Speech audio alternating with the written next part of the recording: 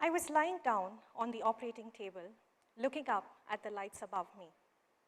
The doctor looked at me and asked, "Is it paining?" I said, "No, I'm all good." He had quietly seen me cry, and that's why he asked the question. Later on, he asked me a question that I least expected. He asked me to talk about Paris. So I did. I told him about the Paris-Brest-Paris, a 1,200-kilometer grueling race, 94 hours on the saddle, sleepless nights, dehydration, and hallucination. And then, when I reached the finish line, I heard the announcer say, "We have yet another Indian woman who has completed the race." The crowd was cheering on, and my friends were waiting, and the joy of holding that medal for which I had almost worked hard for a year. As I was narrating the story, I didn't know where I was. I was so happy. Only to the realization that at the peak of everything, I was actually lying on the operating table. I was the fittest I'd ever felt and the strongest I'd ever been.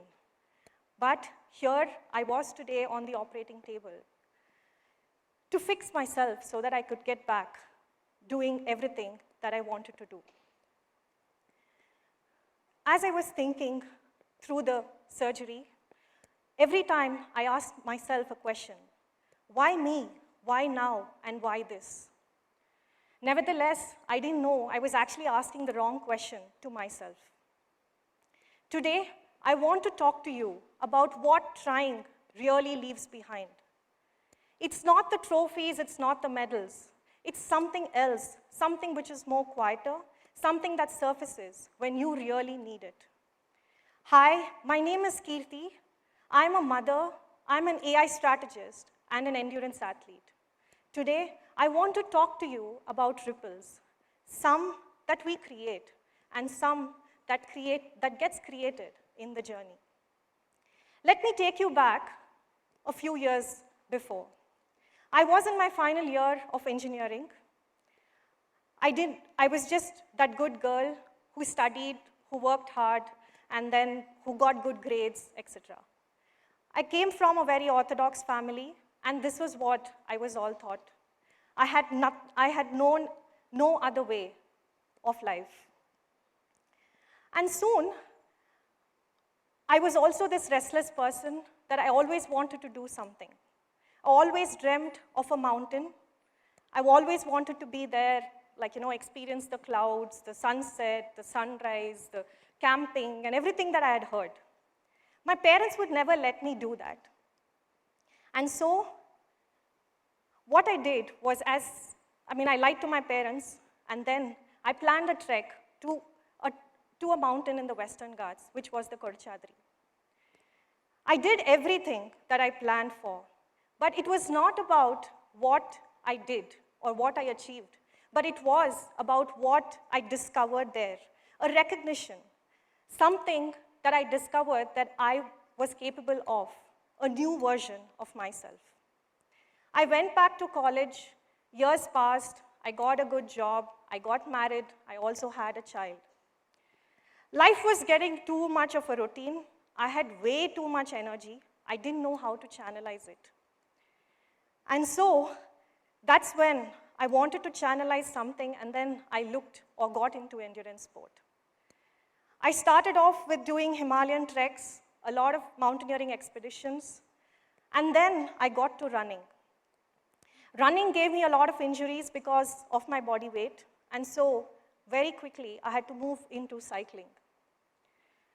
In the cycling world, I was soon known to be the fixie queen because I had completed an entire Super Randonneur series on a fixie. A fixie is a special kind of bike where you cannot stop pedaling, and then it doesn't have brakes, so you pedal backwards to brake. So I had completed the entire series, and people on a fixie.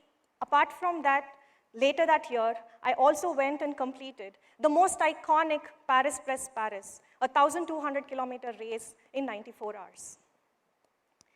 And this, at the peak of everything, came hemorrhoids. Post my Paris event, I was having severe hemorrhoids, and I was supposed to undergo a surgery.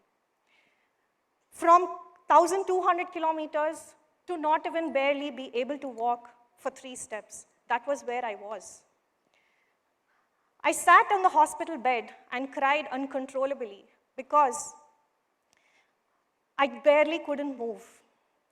And then later, what happened was, all that, in the midst of all of this stillness, the only thing that I got in my head was, if I could sit with so much pain for 94 hours on the saddle, this too shall pass.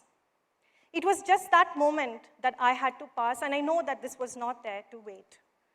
And I know that this too would pass. I sat through it. As a therapy, the doctor had actually suggested me that I should do some bath sits.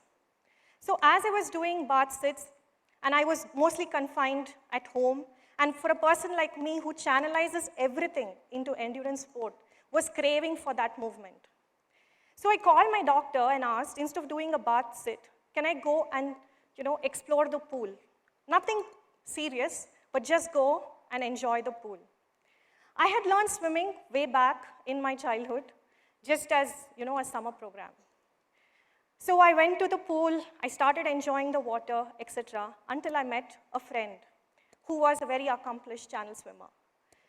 So she said, I think you can work on your skill. Why don't you come and join my club? I was super happy because I had no goals, I had no plans. All that I wanted to do is be a little better in terms of where I was. Okay, I got ready, and from then on, I woke up every day at 3 a.m., finished all my house chores, drove down 14 kilometers to the pool, reached the pool at 5 a.m., started training, came back home, got my son ready to school, drove to office, another 18 kilometers, sat through meetings with wet hair, super hungry. Nevertheless, I enjoyed all of this because I was in movement.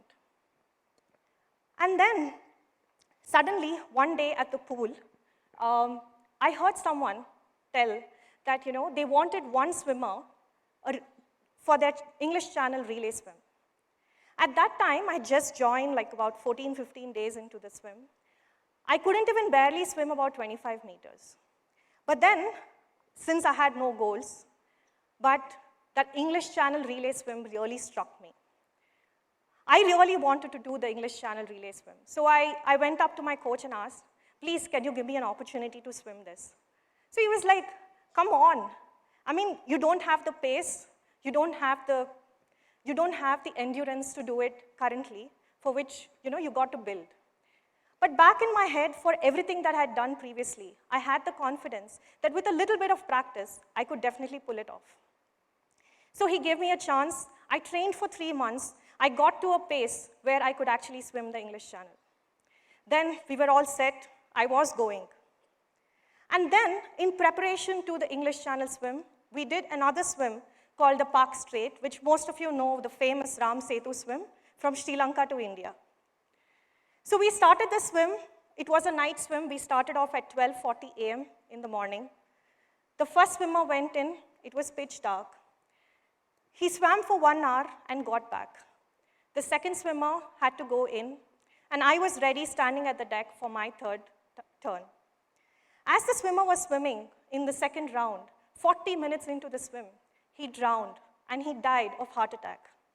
And for me, standing on the boat and experience all of this firsthand was very, very brutal, was very brutally hard on my mind, because everything that went on in my head was about my son, my family, and my responsibilities back home. And this is what endurance sport brings for everyone. I was shaking in my legs, and I didn't know how to tell everyone at home. But still, I went back, and then we gave it a thought. We were planning to abort or, not do the English Channel swim because of what had just happened. But then we gave it a thought. Should we let fear win? Definitely not. Let's give it a try. So on June 28th, I was standing on the shores of Dover. At 10:30 p.m., we had a beautiful window, a really nice night with basically a full moon night, a beautiful night, calm waters to start our swim. The water was about 14 degrees Celsius. As I put my feet inside, it felt like 1,000 needles ready to kill me. But yes, I was ready to take on the challenge. We took about 16 hours and 40 minutes to cross over to France. And yes, we had done the English Channel swim, over 71 kilometers. Right. So I just wanted to take a minute from all of you guys. Why don't you just close your eyes and think about something that you really, really want to do? There is always something that we always want to do, right?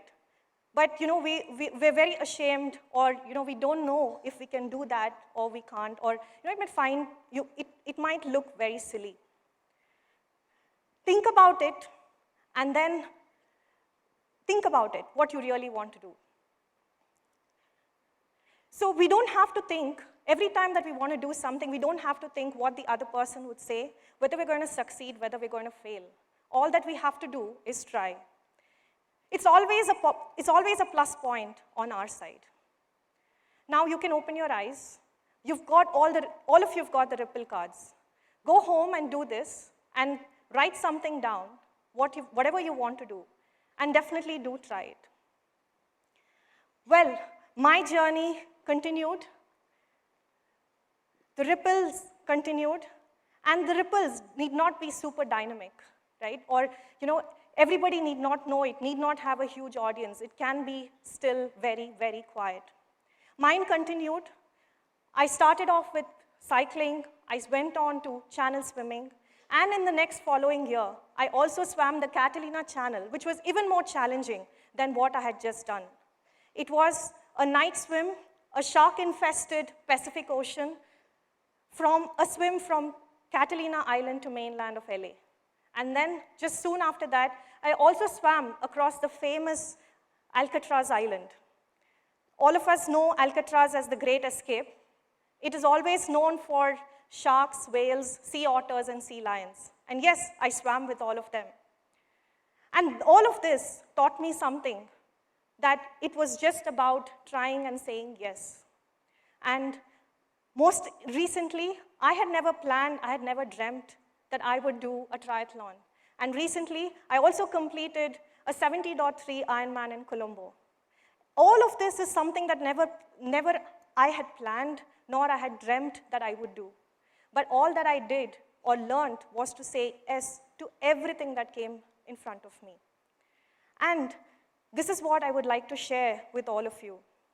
Every yes creates a ripple. Try it out and see what it brings about for each one of us. Thank you.